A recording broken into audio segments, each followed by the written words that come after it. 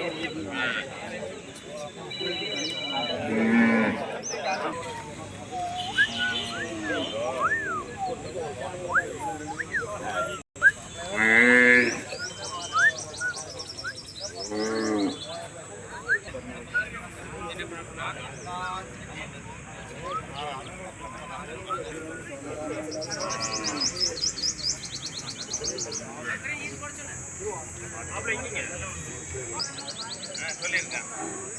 அப்புறம் மறுபடியும் இறக்கி விட்டு அப்புறம் மறுபடியும் வந்துக்கிட்டான்.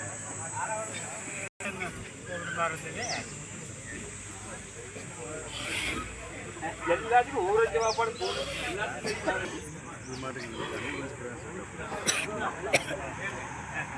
நாமளும் 50,000 பழக்கம்.